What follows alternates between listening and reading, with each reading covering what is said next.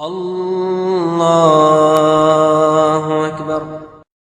بسم الله الرحمن الرحيم.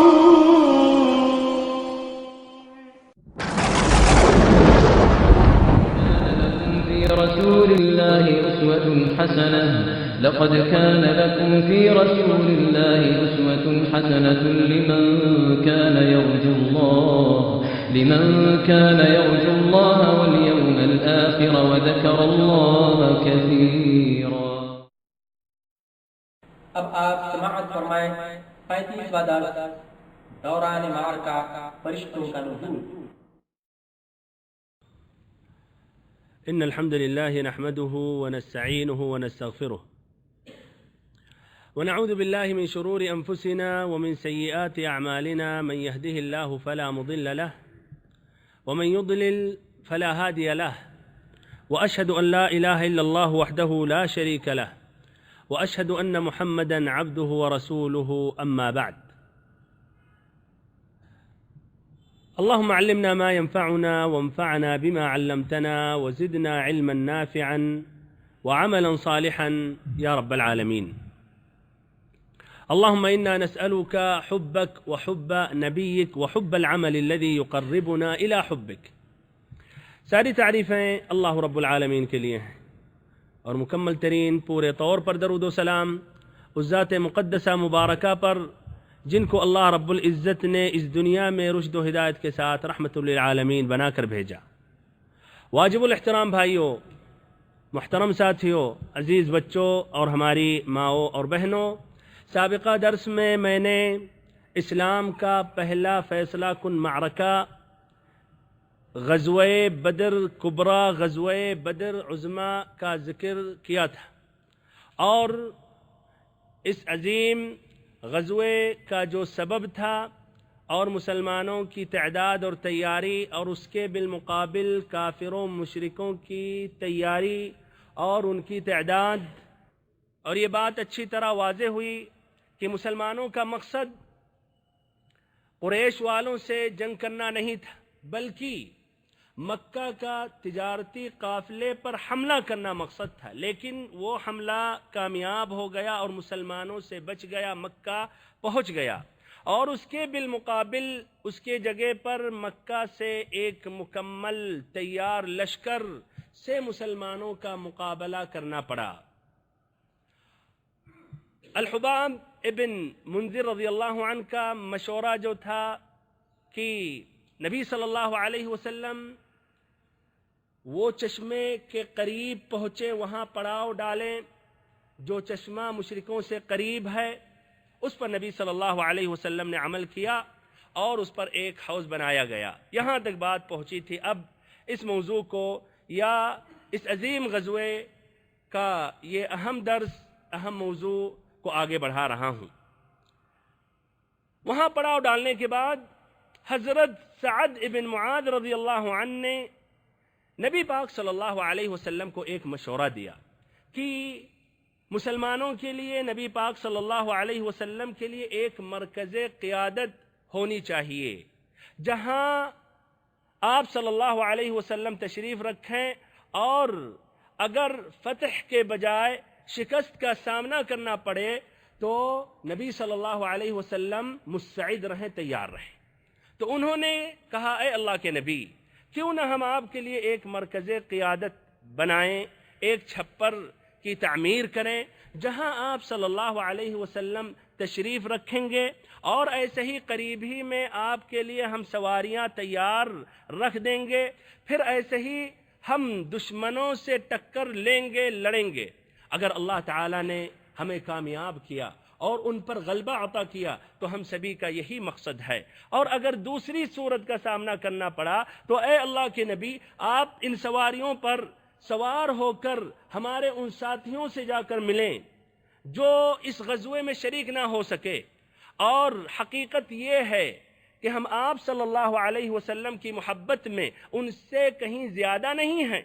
ان سے کہیں زیادہ بڑھ کر نہیں ہیں. اور اگر ان کو پتہ ہوتا کہ آپ صلی اللہ علیہ وسلم کفار اور مشرکین سے جنگ کریں گے تو کبھی بھی وہ ہرگز پیچھے نہیں رہتے، لیکن ان کو اس کا علم نہیں تھا۔ بہرحال آپ صلی اللہ علیہ وسلم ان سے جا کر ملیں گے اور ایسے ہی وہ آپ کی حفاظت کریں گے، آپ کے وہ خیر خواہ ہوں گے، پھر آپ صلی اللہ علیہ وسلم کے ساتھ وہ جہاد کریں گے۔ آپ صلی اللہ علیہ وسلم نے ان کا یہ مشورہ پسند کیا، اور اس طرح مسلمانوں نے شمال مشرق کی جانب ایک ٹیلے کے اوپر ایک چھپر تعمیر کی، جہاں سے پورا میدان جنگ دکھائی پڑتا تھا۔ اور پھر سعد بن معاذ رضی اللہ عنہ نے انصار کے کچھ نوجوانوں کو منتخب کر کے ایک دستہ مہیا کیا، جو نبی صلی اللہ علیہ وسلم کی حفاظت کے لیے اس مرکز قیادت کے پاس لگ گئے۔ پھر اس کے بعد آپ صلی اللہ علیہ وسلم نے لشکر کی ترتیب دی، اور خود آپ صلی اللہ علیہ وسلم میدان جنگ میں اترے، جہاں کل جنگ شروع ہونے والی ہے، جہاں کل ایک عظیم فاصلہ مسلمانوں اور مشرکوں کے درمیان شروع ہونے والا ہے۔ آپ صلی اللہ علیہ وسلم بدر کے میدان میں اترے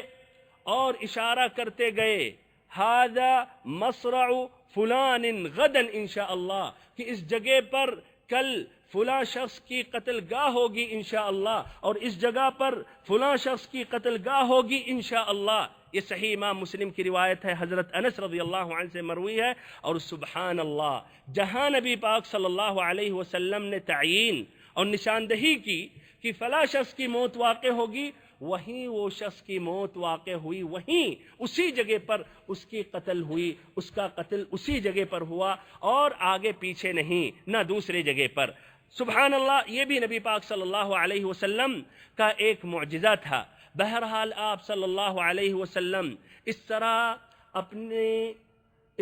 آپ صلی اللہ علیہ وسلم نے رات گزاری ایک درخت کی جڑ کے پاس، نماز پڑھتے ہوئے، روتے ہوئے، اللہ کا ذکر کرتے ہوئے۔ مسلمانوں نے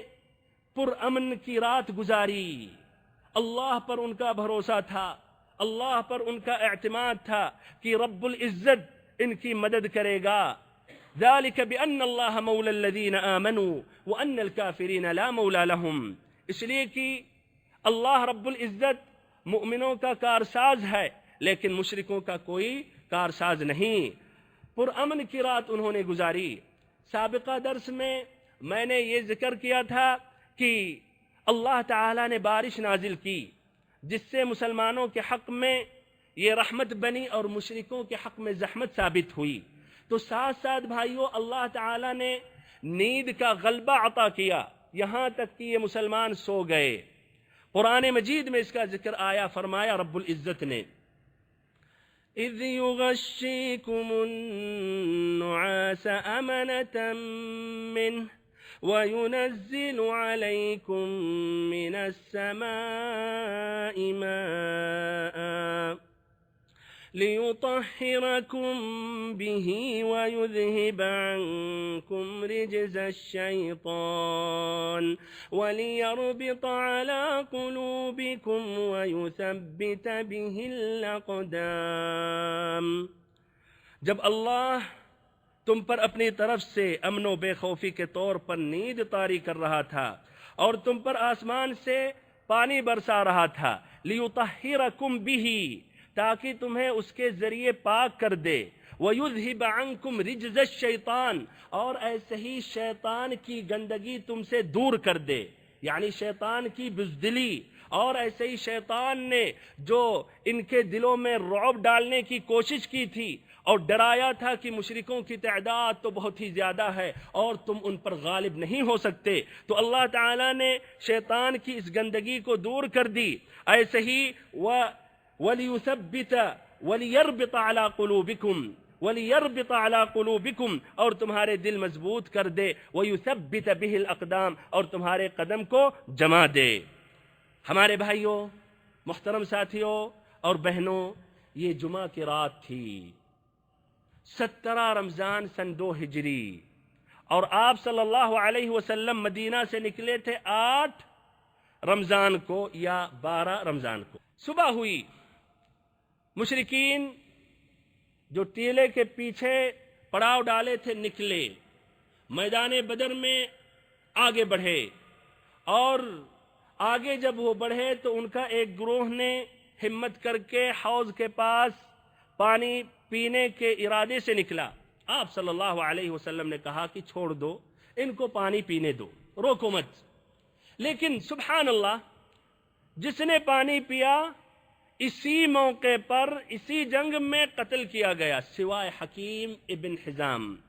جن کو اللہ رب العزت نے بعد میں توفیق دی، ہدایت دی، مسلمان ہوئے، بلکہ ایک سچا اور ایک پکا مسلمان ہوئے، اور ان کا شمار صحابہ کرام میں ہوا. اور بعد میں یہ جب پختہ قسم کھاتے تھے، کسی بات کی تأکید کرتے ہوئے جب قسم کھاتے تھے تو کہتے تھے لا والذی نجانی من یوم بدر، قسم ہے اس رب العزت کی جس نے مجھے میدان جنگ سے یا بدر کے دن سے اس نے نجات دی. بہرحال اب اس طرح مسلمان ایک طرف تیار ہو رہے تھے، دوسرے طرف مشرکوں نے اپنے ایک آدمی کو بھیجا جس کا نام تھا عمیر ابن وہب الجمحی، تاکہ مسلمانوں کی قوت کا اندازہ لگائے. عمیر ایک گھوڑے پر سوار ہو کر اس لشکر کا چکر کاٹتے ہوئے لگاتے ہوئے واپس ہوا اور کہنے لگا کچھ زیادہ یا کچھ کم 300 آدمی ہیں، اور اس کا اندازہ صحیح تھا. پھر اس نے کہا لیکن ٹھہرو، ذرا میں مزید تحقیق کر لوں اور آگے جا کر وادی میں جا کر دیکھ لوں، شاید ان کی کمین گاہ یا کمک تو نہیں ہے، کوئی مدد کا اور کوئی سہارا نہ ہو. اس طرح اپنے گھوڑے پر سوار ہوا اور تیز وادی میں نکلا، کافی دور تک گیا، پھر واپس آیا اور کہنے لگا کہ میں نے کچھ بھی نہیں دیکھا، جو کچھ ہے یہ آپ کے سامنے ہے. لیکن پھر اس نے کہا یا معشر قریش رأیت البلایا تحمل المنایا نواضح یثرب تحمل الموت الناقع، کہ اے قریش کے لوگوں، میں نے بلائیں دیکھیں جو موت لادے ہوئے ہیں. یثرب کے اونٹ اپنے اوپر خالص موت سوار کیے ہوئے ہیں. ایسے لوگوں کو میں نے دیکھا جن کی حفاظت کے لیے مأوا ملجا ان کا صرف ان کی تلواریں ہیں، اور اللہ کی قسم ان میں سے کوئی شخص مارا نہیں جائے گا، قتل نہیں کیا جائے گا جب تک کہ ان کا آدمی تم میں سے کم ایک شخص کو قتل نہ کر دے. اور کہا تمہارے خاص آدمیوں کی اگر موت واقع ہو جائے، قتل کر دیے جائیں، تو اس کے بعد جینے کے مزہ ہی کیا ہے، اس کے بعد جینے کا مزہ ہی کیا ہوگا. اسی لیے تم لوگ اچھی طرح سوچ لو، جنگ کرنے سے پہلے اچھی طرح سمجھ لو. پہلے بھی یہ بات واضح ہو چکی کہ ابو جہل کی مخالفت کرنے والوں کی تعداد زیادہ تھی، لیکن ابو جہل کی ضد اور اس کا جو گھمنڈ اور تکبر تھا، اس کی وجہ سے سب اس کے تابع تھے. تو ادھر ایک مرتبہ پھر ابو جہل کی مخالفت کرنے والوں نے آواز اٹھائی کہ جنگ نہ کرے. اس سلسلے میں حکیم ابن حزام، جن کا ابھی ذکر آیا، عتبہ ابن ربیعہ کے پاس پہنچے اور کہنے لگے کہ اے ابو الولید، آپ ہم میں بزرگ آدمی ہیں اور آپ قریش کے بڑے آدمی ہیں اور آپ واجب الاطاعت آدمی ہیں، کیوں نہ آپ ایک اچھا کام کر بیٹھیں جس کی وجہ سے آپ کا ذکر ہمیشہ بھلائی سے ہوتا رہے. عتبہ نے کہا وہ کون سا کام ہے؟ تو حکیم نے کہا کہ لوگوں کو واپس لے کر مکہ چلیں اور جنگ نہ کریں. اور جہاں تک مسئلہ عمر ابن حضرمی کا ہے، عمر بن حضرمی کا ذکر آیا، سریہ نخلا میں مسلمانوں نے اس کو قتل کر دیا تھا. تو کہا جہاں تک عمر ابن حضرمی کا مسئلہ ہے، جو آپ کا حلیف ہے، اس کے معاملے کی ذمہ داری آپ لے لیں اور لوگوں کو کہہ دیں کہ اس کے خون کا بدلہ یا اس کی ذمہ داری میں لیتا ہوں، اور اس طرح لوگوں کو آپ واپس کر دیں. عتبہ نے کہا مجھے یہ منظور ہے، لیکن جا کے حنظلیہ کے پوت یعنی ابو جہل جس کی ماں کا نام تھا حنظلیہ، اس کو جا کر سمجھاؤ، اس لیے کہ لوگوں کو بھڑکانے والا اور ایسے ہی بگاڑنے والا یہی ہے، اور مجھے اسی سے خوف ہے کہ یہی معارضہ کرے گا اور یہی مخالفت ظاہر کرے گا۔ بہرحال ادھر عتبہ کھڑے ہو کر انہوں نے ایک تقریر کی اور کہا کہ اے لوگو، اے قریش کے لوگو، تم لوگ اگر محمد صلی اللہ علیہ وسلم اور ان کے ساتھیوں سے لڑ بھی لیے تو کوئی کارنامہ انجام نہ دو گے، اور یاد رکھو کہ جنگ کرنے کے بعد وہ چہرے نظر آئیں گے جن چہروں نے تمہارے چچیرے بھائی کو قتل کیا، تمہارے خالہ زاد بھائی کو قتل کیا، تمہارے کنبے اور قبیلے کے افراد کو انہوں نے قتل کیا، اور اس طرح ان چہروں کو دیکھتے رہو گے اور ندامت اور حسرت تمہارے دلوں میں باقی رہے گی۔ اسی لیے تم لوگ محمد صلی اللہ علیہ وسلم سے کنارہ کش ہو جاؤ، اور پھر بعد میں چھوڑو اگر عربوں نے یا عرب کے کسی قبیلے نے محمد صلی اللہ علیہ وسلم کو قتل کر دیا تو پھر تمہارا کام دوسروں نے انجام دے دیا، اور اگر ان کو قتل نہیں کیا اور محمد صلی اللہ علیہ وسلم غالب ہو گئے تو کم سے کم یہ بات تو یاد رہے گی کہ تم لوگوں نے نبی صلی اللہ علیہ وسلم کے خلاف جنگ تو نہیں شروع کی تھی۔ ادھر حکیم ابن حزام ابو جہل کے پاس پہنچے جو اپنا زرہ درست کر رہا تھا، تو حکیم ابن حزام نے کہا کہ اے ابو الحکم، میں عتبہ کے پاس سے یہ اور یہ پیغام لے کر آیا ہوں۔ یہ سننے کے بعد ابو جہل نے کہا انتفخ واللہ سحرہ حین رأى محمدا واصحابہ، کہ اللہ کی قسم محمد صلی اللہ علیہ وسلم اور ان کے ساتھیوں کے دیکھنے کے بعد عتبہ کا سینہ سوج آیا ہے، جی نہیں، ہرگز نہیں، ہم واپس نہیں ہوں گے جب تک نہ اللہ رب العزت ہمارے اور محمد صلی اللہ علیہ وسلم کے درمیان فیصلہ کر دے۔ عتبہ تک یہ بات جب پہنچی تو انہوں نے کہا کہ ابو جہل کو پتہ چلے گا کن کا سینہ سوج آیا، میرا یا ابو جہل کا۔ بہرحال ابو جہل کو یہاں یہ خوف لاحق ہوا کہ ایسا نہ ہو لوگ ٹھنڈے پڑ جائیں، اسی لیے اس نے عامر ابن حضرمی کو بلایا۔ عامر بن حضرمی، عامر ابن حضرمی کا بھائی جس کو مسلمانوں نے سریہ نخلہ میں قتل کیا تھا۔ تو عامر بن حضرمی سے ابو جہل نے کہا کہ دیکھو تمہارا جو حلیف ہے عتبہ، وہ لوگوں کو واپس مکہ لے جانا چاہ رہا ہے، اور تم اٹھو اور اپنی مظلومیت اور اپنے بھائی کے قتل کی دہائی دو۔ اس طرح وہ بدلہ اور انتقام کا جذبہ ابھارا، جس کی وجہ سے عامر بن حضرمی کھڑا ہوا اور اس نے چیخ لگائی، چیخا وا عمرہ وا عمرہ، ہائے عمر ہائے عمر۔ اس پر قوم بھائیوں گرم ہو گئی اور ارادے جنگ پختہ ہو گیا، اور اس طرح ہوش پر جوش غالب آ گیا۔ اب ان کا ارادہ ایک دم مضبوط تھا لڑنے کے لیے۔ دوسری طرف نبی پاک صلی اللہ علیہ وسلم جب ان مشرکوں کو آپ نے دیکھا تو آپ نے دعا کی رب العزت سے، اور آپ برابر ہمیشہ دعا پر دعا کر رہے تھے۔ کہا اے رب العزت، یہ قریش ہیں جو اپنے پورے غرور و تکبر کے ساتھ تیری مخالفت کرتے ہوئے اور تیرے رسول صلی اللہ علیہ وسلم کو جھٹلاتے ہوئے آ گئے ہیں۔ اے اللہ، تیری مدد جس کا تو نے وعدہ کیا تھا انہیں ایٹھ کر رکھ دے۔ آپ صلی اللہ علیہ وسلم نے عتبہ ابن ربیعہ کو دیکھا جو ایک سرخ اونٹ پر تھا۔ آپ نے کہا ان یکن فی القوم خیر فعند صاحب الجمل الاحمر ان یطیعوہ یرشدوا، کہ اگر قوم میں کسی کے پاس خیر ہے، بھلائی ہے، تو وہ سرخ اونٹ والے کے پاس ہے۔ اگر اس کی اطاعت کریں، اس کی بات مان لیں تو وہ لوگ صحیح راہ پائیں گے۔ آپ صلی اللہ علیہ وسلم مسلمانوں کی صفیں درست کرنے لگے، سیدھا کرنے لگے۔ آپ کے پاس ایک تیر تھا جس کے ذریعے آپ صفیں سیدھی کر رہے تھے۔ اس درمیان ایک عجیب و غریب واقعہ پیش آیا۔ جس سے واضح ہوتا کس قدر یہ مسلمان، یہ مہاجرین، یہ انصار اپنے قائد اعظم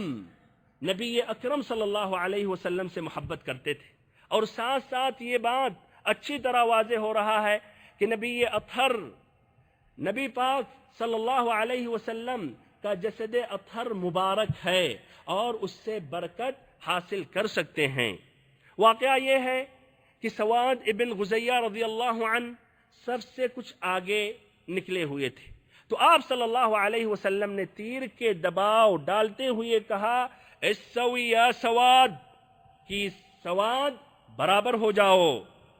انہوں نے کہا اے اللہ کے نبی آپ نے مجھے تکلیف پہنچائی، فعقدنی، ہمیں بدلہ چاہیے، آپ نے مجھے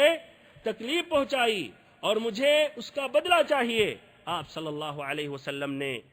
پیٹ کھولا، اس کے بعد سواد رضی اللہ عنہ چمٹ گئے اور آپ صلی اللہ علیہ وسلم کے پیٹ کا بوسہ لینے لگے۔ نبی پاک صلی اللہ علیہ وسلم نے کہا یہ کیا ماجرا ہے؟ نبی صلی اللہ علیہ وسلم نے کہا یہ کیا کر رہے ہو، اس کا مقصد کیا ہے؟ تو انہوں نے کہا اے اللہ کے نبی، جو حالات ہیں وہ ہم سبھی کے سامنے ہیں اور شاید ہماری زندگی کا یہ آخری لمحات ہو، تو میں نے چاہا کہ اس موقع پر ہماری جلد آپ صلی اللہ علیہ وسلم کی جلد سے چھو جائے۔ آپ صلی اللہ علیہ وسلم نے ان کے حق میں دعا کی۔ بہرحال پھر آپ صلی اللہ علیہ وسلم نے مسلمانوں کو ہدایات دیتے ہوئے جنگ کے بارے میں آپ نے واضح کیا اور ان کو بتلایا۔ آپ نے کہا کہ جب تک ہماری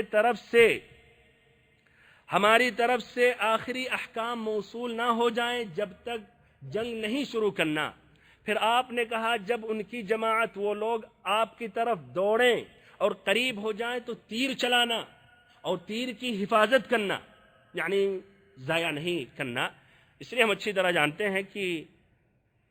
لڑائی کے ارادے سے نہیں آئے تھے اور غالباً اتنی تیاری نہیں تھی، اسی لیے آپ نے کہا کہ تیر ضائع نہیں کرنا، اور آپ نے یہ بھی کہا وہ تم پر جب تک چھا نہ جائے تلوار نہ کھینچنا۔ پھر اس کے بعد آپ صلی اللہ علیہ وسلم ابو بکر رضی اللہ عنہ کی معیت میں چھپر کی طرف واپس چلے گئے اور حضرت سعد ابن معاذ رضی اللہ عنہ انصار کے نوجوانوں کے ساتھ آپ کی حفاظت کے لیے وہاں کھڑے ہو گئے، وہاں موجود ہو گئے۔ ادھر نبی پاک صلی اللہ علیہ وسلم دعا کر رہے تھے رب العزت سے، دوسری طرف مشرکوں کا سپہ سالار ابو جہل بھی اللہ تعالیٰ سے دعا کر رہا تھا۔ اور غور و فکر کرے ایسے نازک وقت میں صرف اور صرف اللہ ہی رب العزت سے وہ دعا مانگ رہا تھا، نہ حبل کو پکار رہا تھا، نہ لات کو پکار رہا تھا، نہ عزا کو پکار رہا تھا۔ بہرحال رب العزت نے بھی اس کی دعا قبول کی، لیکن اس کا مقصد کچھ اور تھا۔ اس نے کہا کہ اے رب العزت، ہم دونوں فریقوں میں سے جو فریق قرابت کو زیادہ کاٹنے والا ہے اور غلط حرکتیں زیادہ کرنے والا ہے تو اے اللہ اس کو توڑ دے، اور اے رب العزت دونوں فریقوں میں سے جو فریق تجھ کو زیادہ پیارا اور پسندیدہ ہے تو اس کو اس جنگ میں کامیاب کر اور اس کی مدد فرما۔ رب العزت نے اس کی بھی دعا قبول کی اور اللہ تعالیٰ کو پسند اور محبوب وہ نبی پاک صلی اللہ علیہ وسلم تھے اور ان کے ساتھ جو مسلمان تھے۔ اب اس کے بعد بھائیو جنگ کی ابتدا ہونے ہی والی تھی کہ ایک شخص اس جنگ کا ایندھن بنا۔ اس میں ایک شخص تھا جو نہایت ہی اڑیل اور بد خلق تھا، ضدی آدمی تھا، جس کا نام تھا اسود ابن عبد الاسد المخزومی۔ وہ شخص سب سے باہر نکلتے ہوئے کہنے لگا میں اللہ تعالیٰ سے عہد کرتا ہوں، میں اللہ تعالیٰ سے عہد کرتا ہوں کہ ان کے حوض کا پانی پی کر رہوں گا ورنہ اس کو ڈھا دوں گا یا تو پھر ہماری جان چلی جائے گی۔ ہمت کر کے آگے بڑھا، حوض کے طرف بڑھا۔ حمزہ رضی اللہ عنہ نکلے اور اس پر انہوں نے ایک تلوار ماری کہ اس کا پاؤں نصف پنڈلی سے کٹ کر اڑ گیا اور خون کا فوارہ نکلنے لگا، اور یہ خون کا جو فوارہ تھا مشرکوں کے رخ ان کی طرف تھا، اور اپنے پیٹھ کے بل گر پڑا۔ تب بھی بھائیو ضد میں اپنے گھٹنوں کے بل چلتے ہوئے حوض کے قریب پہنچا اور قریب تھا کہ اپنی قسم پوری کر لے اور پانی پی لے کہ پھر حضرت حمزہ رضی اللہ عنہ نے دوسری ضرب لگائی اور وہ حوض کے اندر ہی ڈھیر ہو گیا، وہیں مر گیا۔ اس طرح جنگ کی آگ بھڑک اٹھی تھی، لیکن پھر مشرکوں کی جانب سے 3 شہسوار 3 کمانڈر نکلے جو ایک ہی خاندان کے تھے، ایک عتبہ ابن ربیعہ اور دوسرا عتبہ کا بھائی شیبہ ابن ربیعہ اور تیسرا عتبہ کا لڑکا ولید ابن عتبہ ابن ربیعہ۔ مبارزت کی انہوں نے دعوت دی، اور یہ عربوں کا اصول تھا، جنگ شروع ہونے سے پہلے مبارزت کرتے تھے، کچھ اس صف سے اور کچھ اس صف سے اکیلے لڑتے تھے اور باقی لوگ دخل نہیں دیتے تھے، اس میں بس دیکھتے رہتے تھے۔ ان تینوں نے مبارزت کی دعوت دی تو اس کے لیے انصار کے 3 نوجوان نکلے۔ ایک نوجوان کا نام تھا معوذ ابن عفراء اور دوسرا معوذ کا بھائی عوف ابن عفراء ان دونوں کی ماں تھی، والد کا نام حارث تھا، اور تیسرے جو نوجوان تھے وہ عبداللہ بن رواحہ۔ مشرکوں نے پوچھا کہ آپ لوگ کون ہوتے ہیں؟ انہوں نے کہا کہ ہم انصار کی ایک جماعت۔ تو انہوں نے کہا اکفاء کرام ما لنا بکم حاجہ وانما نرید بنی عمنا، کہ آپ لوگ شریف مد مقابل ہیں، لیکن ہماری ضرورت آپ لوگوں سے نہیں ہے، نہ ہم آپ سے مبارزت کرنا چاہتے ہیں، ہماری چاہت ہمارے چچیرے بھائی ہیں۔ پھر انہوں نے آواز لگائی، یا محمد اخرج الینا اکفاءنا من قومنا، کہ اے محمد صلی اللہ علیہ وسلم ہماری قوم سے ہمارے ہمسروں کو آپ نکالیں۔ آپ صلی اللہ علیہ وسلم نے کہا قم یا حمزہ، قم یا عبیدہ، قم یا علی۔ عبیدہ ابن الحارث ابن عبد المطلب نکلے، حمزہ ابن عبد المطلب نکلے، علی ابن ابی طالب نکلے، اور وہ آگے بڑھے اور ان کے سامنے جا کر کھڑے ہو گئے۔ انہوں نے کہا آپ کون؟ اپنا تعارف کیا، تو اس کے بعد انہوں نے کہا اکفاء کرام، کہ آپ شریف مد مقابل ہیں۔ عبیدہ ابن حارث رضی اللہ عنہ جو سب سے معمر تھے، انہوں نے عتبہ ابن ربیعہ سے مقابلہ کیا، اور ایسے ہی حمزہ رضی اللہ عنہ نے شیبہ ابن ربیعہ سے مقابلہ کیا، اور علی رضی اللہ عنہ نے ولید ابن عتبہ سے مقابلہ کیا۔ یہ مبارزت کی روایت ابن ہشام نے اپنی کتاب السیرہ میں نقل کی ہے، روایت کی ہے، ایسے ہی امام احمد نے اپنی مسند میں، اور ایسے ہی امام ابو داود نے اپنی کتاب السنن میں۔ لیکن ابو داود میں یہ ہے کہ عتبہ کا مقابلہ حضرت حمزہ رضی اللہ عنہ نے کیا، اور شیبہ کا مقابلہ حضرت علی رضی اللہ عنہ نے کیا، اور ولید کا مقابلہ حضرت عبیدہ ابن حارث رضی اللہ عنہ نے کیا، اور حافظ ابن حجر رحمہ اللہ نے کہا یہ روایت زیادہ راجح ہے۔ بہرحال علی رضی اللہ عنہ اور حمزہ تو اپنی شکاریوں پر ٹوٹ پڑے، اور بہت ہی جلد سے اپنا کام انہوں نے پورا کر دیا، اور ان کا خاتمہ ہو گیا اور قتل کر دیے۔ لیکن جہاں تک رہی بات عبیدہ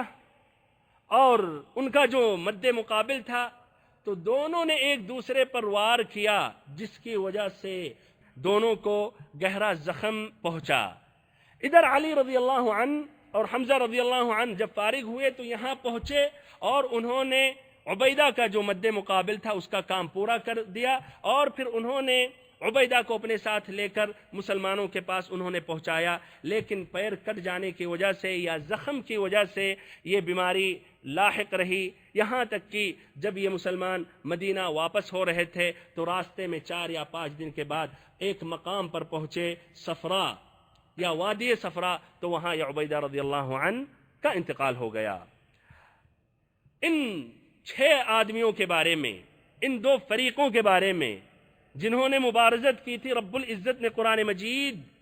میں ایک آیت کریمہ نازل کی، ہذان خصمان اختصموا فی ربہم، یہ دو فریق ہیں جنہوں نے اپنے رب کے بارے میں جھگڑا کیا ہے۔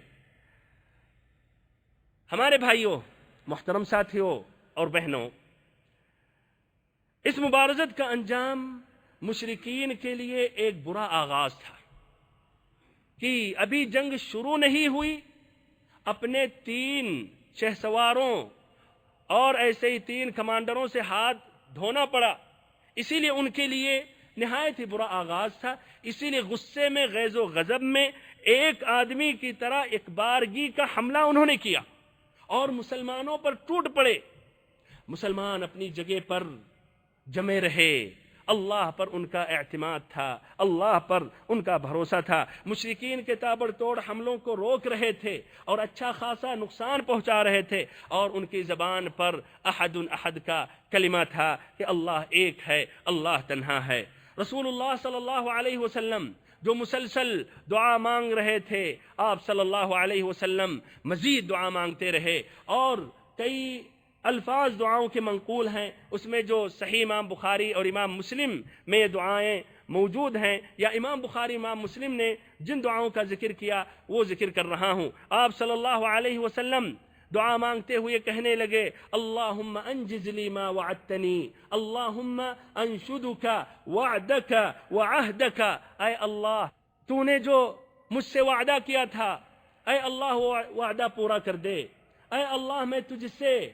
تیرے عہد اور تیرے وعدے کا سوال کرتا ہوں۔ اے صحیح بھائیوں، جب گھمسان کی جنگ شروع ہو گئی اور لڑائی اپنے شباب پر پہنچ گئی، نبی پاک صلی اللہ علیہ وسلم نہایت الحاح کے ساتھ روتے ہوئے اللہ تعالیٰ سے دعا مانگتے ہوئے مانگتے آپ صلی اللہ علیہ وسلم کا ردا چادر آپ کے کندھوں سے گر گیا۔ آپ صلی اللہ علیہ وسلم فرما رہے تھے، اللہم ان تہلک هذه العصابہ فلا تعبد، اللہم ان شئت لا تعبد بعد اليوم، کہ اے رب العزت اگر اس گروہ کا خاتمہ ہو جائے، اگر یہ گروہ کو ہلاک کر دے، یا اگر یہ گروہ ہلاک ہو جائے تو آج کے بعد تیری عبادت نہ کی جائے گی۔ اے رب العزت اگر تو چاہ تو آج کے بعد تیری عبادت کبھی بھی نہ کی جائے۔ آپ صلی اللہ علیہ وسلم دعا مانگتے ہوئے چلے گئے، چادر آپ صلی اللہ علیہ وسلم کے کندھوں سے گری، ابو بکر رضی اللہ عنہ پیچھے تھے، چادر کو اٹھاتے ہوئے اور آپ صلی اللہ علیہ وسلم کے کندھے پر رکھتے ہوئے فرمانے لگے، کفاک مناشدتک ربک فانہ سینجز لک ما وعدک، کہ اللہ کے رسول صلی اللہ علیہ وسلم آپ بس فرمائیے،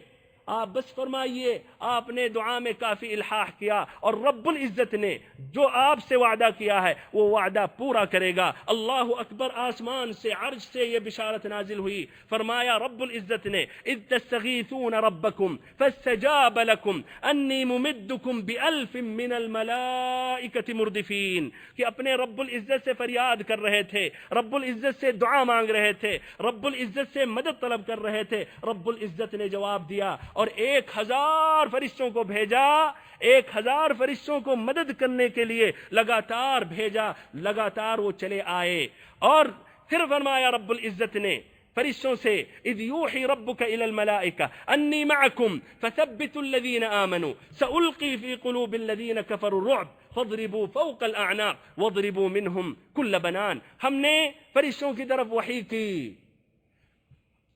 کی کہ ہم تمہارے ساتھ ہیں، مسلمانوں کے قدموں کو جما دو، ہم مشرکوں کے دلوں میں رعب ڈالیں گے، نبی پاک صلی اللہ علیہ وسلم کو ایک جھپکی آئی، پھر آپ نے کہا،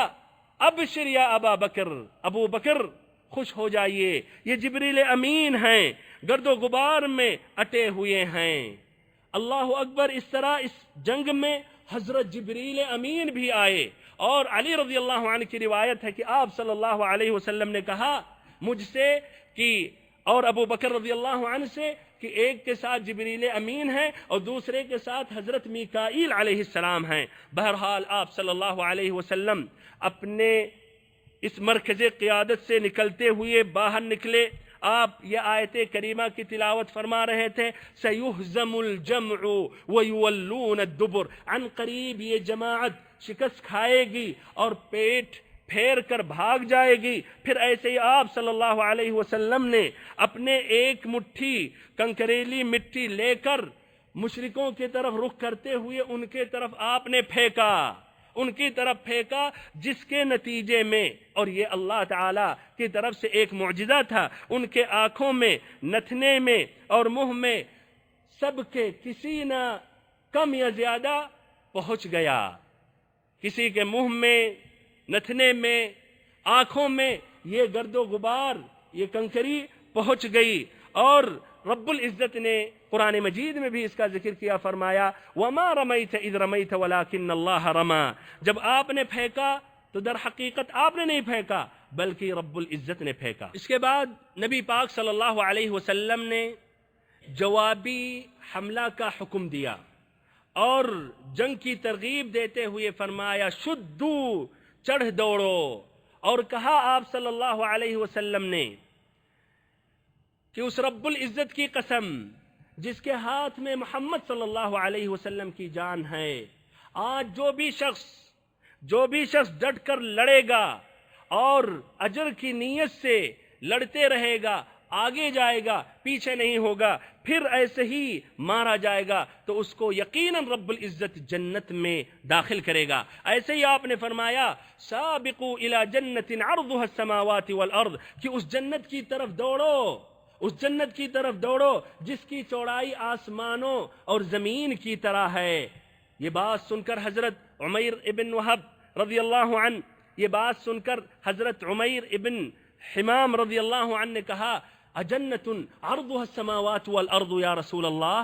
کہ اس جنت کی چوڑائی آسمانوں اور زمین کی طرح ہے؟ آپ صلی اللہ علیہ وسلم نے کہا کہ ہاں۔ اس پر کہنے لگے بخن بخن بخن بخن، بہت خوب بہت خوب۔ نبی پاک صلی اللہ علیہ وسلم نے کہا یہ کیوں کہہ رہے ہو بخن بخن؟ اس پر انہوں نے کہا کہ میں نے جب یہ بات سنی تو مجھے بھی توقع ہے کہ میں بھی جنت میں ہوں گا، میں بھی جنت والوں میں سے رہوں گا۔ آپ صلی اللہ علیہ وسلم نے کہا کہ آپ انہی میں سے ہیں، آپ بھی انہی میں سے ہیں۔ اس کے بعد وہ کھجور کھانے لگے۔ پھر انہوں نے سوچا اور کہا کہ اگر میں یہ کھجور کھاتے رہوں تو ہمارے لیے بہت ہی لمبی زندگی ہے۔ اس کو چھوڑتے ہوئے، پھینکتے ہوئے، مشرکوں کی صفیں چیرتے ہوئے، مارتے ہوئے، قتل کرتے ہوئے اللہ کے راستے میں شہید ہو گئے۔ ایسے ہی اسی موقع پر حضرت عفراء کے صاحبزادے عوف ابن حارث رضی اللہ عنہ نے نبی صلی اللہ علیہ وسلم سے سوال کیا کہ اللہ کے نبی، بندے کا وہ کون سا کام ہے جس کام کو رب العزت خوش ہو کر مسکرا پڑتا ہے؟ تو نبی پاک صلی اللہ علیہ وسلم نے کہا غمسہ یدہ فی العدو حاصرا، اس بات پر کہ بندہ خالی جسم، بغیر حفاظتی ہتھیار لیے ہوئے دشمنوں کے اندر اپنا ہاتھ ڈبو دے۔ یہ بات سن کر عوف بن حارث رضی اللہ عنہ اپنا زرہ کو ہٹاتے ہوئے، پھینکتے ہوئے مشرکوں کے درمیان داخل ہوئے اور مارتے ہوئے، کاٹتے ہوئے اللہ کے راستے میں وہ بھی شہید ہو گئے۔ ہمارے بھائیوں اور بہنوں، جس طرح کی ابھی ذکر آیا کہ فرشتوں کو اللہ تعالیٰ نے بھیجا اور فرشتے بھی شامل ہوئے، اور اس وقت تک مشرکوں کی تیزی جا چکی تھی اور ان کی صفیں درہم برہم ہونے لگی تھیں اور گردنیں کافی مسلمانوں نے ان کی کاٹی۔ بہرحال اس طرح فرشتے بھی شامل ہوئے، اور اس میں متعدد روایتیں ہیں۔ مثلا ایک روایت جو مسلم نے حضرت ابن عباس رضی اللہ عنہما سے روایت کی ہے کہ ایک مسلمان نے ایک مشرک کا تعاقب کیا، پیچھا کیا میدان احد، میدان بدر میں ایک مسلمان نے ایک مشرک کا پیچھا کیا۔ جب پیچھا کیا تو کوڑے مارنے کی آواز سنی اور ایک شہسوار کی آواز سنی جو کہہ رہا تھا اقدم حیزوم، اقدم حیزوم، کہ حیزوم آگے بڑھو۔ حیزوم کی تفسیر امام نووی نے اپنی کتاب شرح مسلم میں کی ہے کہ یہ اس فرشتہ کا یہ گھوڑا تھا، اور ایسے ہی النہایہ میں ابن الاسیر نے کیا کہ یہ جبریل امین کا یہ گھوڑا ہے حیزوم۔ بہرحال تو اس طرح ایک کوڑے کی مار کی آواز سنی اور ایک شہسوار کی آواز سنی جو کہہ رہا اقدم حیزوم، حیزوم آگے بڑھو۔ پھر یہ صحابی رسول کہتے ہیں میں اس شخص کے پاس پہنچا جو گر پڑا تو دیکھا اس کے ناک پر چوٹ ہے اور اس کا چہرہ پھٹا ہوا ہے اور کوڑے کی مار کی اثر ظاہر ہو رہی ہے، پھر اس کا بدن ہرا پڑ گیا۔ نبی پاک صلی اللہ علیہ وسلم کے پاس یہ صحابی رسول پہنچے اور انہوں نے یہ بات ذکر کی تو آپ صلی اللہ علیہ وسلم نے کہا یہ تیسرے آسمان سے اللہ تعالیٰ نے مدد بھیجا تھا، یہ تیسرے آسمان کی مدد تھی۔ ایسے ہی ابو داؤد مازنی کہتے ہیں، اور یہ روایت امام احمد نے اپنی کتاب المسند میں ذکر کی ہے، کہتے ہیں کہ میں ایک مشرک کا تعاقب کیا اور تلوار اٹھایا مارنے کے لیے، تلوار پہنچنے سے پہلے اس کا گردن کٹ کر گر گیا، تلوار پہنچنے سے پہلے اس کا گردن کٹ کر گر گیا تو مجھے یقین ہو گیا کہ یہ ہم نے نہیں بلکہ یہ دوسرے نے ہمارا یہ کام پورا کیا ہے۔ ایسے ہی عباس ابن عبد المطلب جو نبی پاک صلی اللہ علیہ وسلم کے چچا تھے اور یہ قریش کے ساتھ یہ بھی نکلے ہوئے تھے، ایک صحابی رسول نے، ایک انصاری صحابی رسول نے ان کو قید کیا اور قید کر کے نبی پاک صلی اللہ علیہ وسلم کے پاس لائے تو نبی صلی اللہ علیہ وسلم سے حضرت عباس رضی اللہ عنہ نے کہا کہ اے اللہ کے نبی، انہوں نے کہا کہ انہوں نے مجھے نہیں قید کیا ہے بلکہ ایک آدمی جو نہایت ہی خوبصورت اور حسین آدمی تھا، جس کے سر پر بال نہیں اور اپنے گھوڑے پر سوار تھا، اور اس شخص کو میں نہیں پا رہا ہوں آپ کے ساتھ، اس نے مجھے قید کیا۔ وہ صحابی رسول نے کہا کہ اے اللہ کے نبی میں نے قید کیا ہے۔ آپ صلی اللہ علیہ وسلم نے کہا اسکت فقد امدک اللہ بملک کریم، کہ خاموش رہو، اللہ رب العزت نے تمہاری مدد ایک بزرگ فرشتے کے ذریعے کی ہے۔ ایسے ہی اور واقعات ہیں کہ فرشتے شامل تھے۔ بہرحال اس طرح مشرکوں کی کافی پٹائی ہوئی، کافی لوگ قتل کیے گئے، اور ساتھ ہی ساتھ ابلیس جو ان کے ساتھ تھا، جس کا ذکر آیا کہ سراقہ ابن مالک ابن جعشم مدلجی کی شکل میں نمودار ہوا تھا، وہ ابھی بھی ان کے ساتھ شامل تھا۔ اب اس نے جب اپنے آنکھوں سے فرشتوں کو دیکھا تو وہاں سے بھاگنے لگا، دوڑنے لگا۔ مشرکین سمجھ رہے تھے کہ یہ تو سراقہ ہے جس نے کہا تھا انی جار لکم، ہم تم سبھی کے رفیق کار ہیں، ہم تمہارے ساتھ ہیں، تمہاری مدد کریں گے۔ تو انہوں نے کہا کہ اے سراقہ کہاں جا رہے ہو؟ اور حارث بن ہشام نے پیچھا کیا تو حارث بن ہشام کو ایسا گھوسا مارا ان کے سینے پر کہ حارث بن ہشام گر پڑا، اور پھر یہ سراقہ کی جو شکل میں ابلیس آیا ہوا تھا وہ سمندر کی طرف جانے لگا، یہاں تک کہ سمندر میں چلا گیا۔ یہ ذکر کیا، اس کی تفصیل امام طبری نے کی ہے اپنی کتاب تفسیر میں اس آیت کریمہ کے تحت کہ انی ارى ما لا ترون انی اخاف اللہ، وَإِذْ زَيَّنَ لَهُمُ الشَّيْطَانُ أَعْمَالَهُمْ وَقَالَ لَا غَالِبَ لَكُمُ الْيَوْمَ مِنَ النَّاسِ وَإِنِّي جَارٌ لَكُمْ فَلَمَّا تَرَاءَ الْجَمْعَانِ نَكَصَ عَلَى عَقِبَيْهِ وَقَالَ إِنِّي بَرِيءٌ مِّنكُمْ إِنِّي أَرَى مَا لَا تَرَوْنَ إِنِّي أَخَافُ اللَّهَ وَاللَّهُ شَدِيدُ الْعِقَابِ۔ اللہ رب العزت سے آخری میں دعا کرتا ہوں کہ اللہ تعالی ہم سبھی کو نبی پاک صلی اللہ علیہ وسلم کی سیرت مبارکہ مکمل طور پر سمجھنے کی توفیق دے، اور اس میں جو عبرتیں ہیں، نصیحتیں ہیں، اس سے ہمیں مکمل طور پر فائدہ اٹھانے کی توفیق دے۔ وصلی اللہ وسلم وبارک وانعم علی عبدک ورسولک محمد۔